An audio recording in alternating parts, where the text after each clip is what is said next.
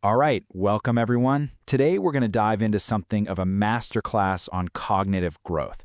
We're going to explore the habits, the systems that some of history's greatest minds used to literally build a smarter, more capable brain. So let me just start with a question. What if everything you've ever been told about intelligence, the idea that it's just a gift, a lottery ticket, you either have or you don't? What if all of that is just wrong? And what if your IQ isn't some fixed number that's set in stone when you're 18 or 25 or even 50? What if it's actually something you can build? Okay, so let's start by tackling the biggest myth of all, right? For decades, pretty much everyone believed that intelligence was genetic. You were born with a certain capacity, and that was it. Game over. But now we're seeing this massive shift in how we understand the brain. That old belief, the one about genetic destiny, it's giving way to a new truth. Our daily habits, the things we do day in and day out, are the real architects of our intellect. So it's not about the brain you were given, it's all about the brain you choose to build. And just think about it for a second. History is absolutely filled with brilliant minds that were initially dismissed. Albert Einstein, people thought he was slow as a kid. Charles Darwin was at best an average student. And Thomas Edison's teacher literally labeled him unteachable. So what changed for these guys? It wasn't their DNA, that's for sure. It was their habits. Okay, so let's get into the first set of habits. These are all about the internal process of thinking deeply. This is where the real work, the fun stuff, begins. So how do our brains actually grow? It's a good question. We tend to think intelligence comes from just consuming more information, right? More videos, more articles. But the neuroscience actually shows the complete opposite. See, the brain grows when it's forced to think without any input. This activates what's called the default mode network, and that's the system responsible for all those aha moments of creativity and insight. Einstein was an absolute master of this. He would take these long thinking walks for hours, no phone, no distractions, nothing. He wasn't just doing calculations in his head, he was imagining. He famously asked himself, what if I could chase a beam of light? So here's the first habit. Take daily thinking walks. You got to embrace that initial discomfort because that's the feeling of your brain growing. All right, the second habit is all about embracing what psychologists call productive struggle. You know that impulse to immediately Google the answer when you're stuck? The smartest people fight that. They wrestle with the problem first, because that struggle, that's precisely what builds and strengthens the neural pathways in your brain. You know who was great at this? Benjamin Franklin.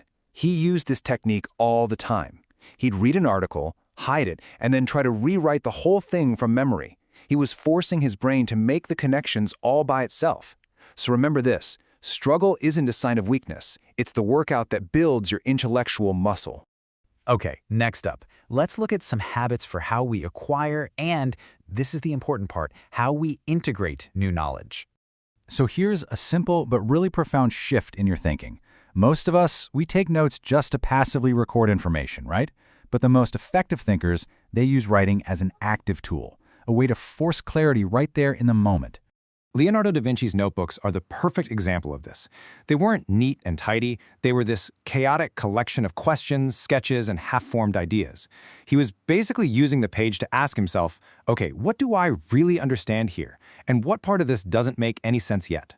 So keeping a thinking journal like that is our third powerful habit.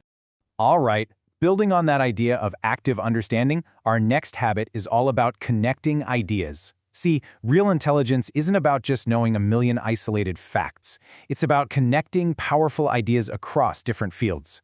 The investor Charlie Munger calls this building a latticework of mental models, which basically just makes your thinking way more flexible.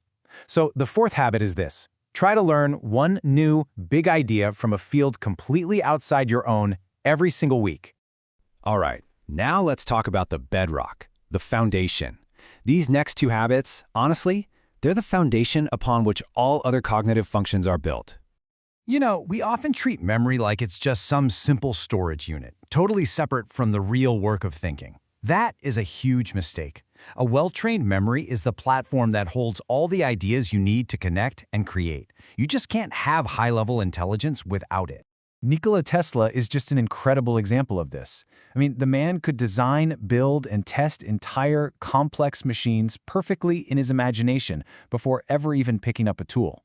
His memory was his workshop. So our fifth habit is to train this skill. Before you review your notes, try to recall the information first. Like, explain it out loud to yourself. That active recall is what builds a seriously powerful memory. And finally, we've got probably the most counterintuitive habit of them all. Your brain does not get stronger while you're grinding and stressing it out. Nope, it gets stronger during periods of rest and recovery. Pushing through exhaustion doesn't make you smarter. It actually makes you duller. Think about Charles Darwin. He produced this monumental body of work that changed the world, yet he only worked for a few super-focused hours each day. He got it. He understood that protecting the brain with sleep, with movement, and even with boredom was absolutely essential. The takeaway here is simple. Allowing yourself to recover isn't lazy, it's strategic, it's smart. All right, so we've covered a lot of ground here. Let's bring it all together into a clear, actionable checklist that you can start using, like today. So here it is. This is your checklist for building a smarter brain. Number 1, take those daily thinking walks. 2, embrace productive struggle. Struggle with a problem before you ask for help. 3, keep a thinking journal to clarify your ideas. 4, learn one new concept from outside your field every week. 5, practice active recall before you review anything.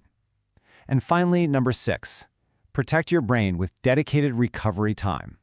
And really, this is the ultimate takeaway. The greatest minds in history, they didn't just wake up as geniuses. They weren't chasing some abstract idea of intelligence. What they were doing was consistently practicing a set of habits, a system that allowed their intelligence to compound and grow over time. Because in the end, intelligence isn't something you find, it's something you build, brick by brick, habit by habit. So the only question left for you is, what will you build first?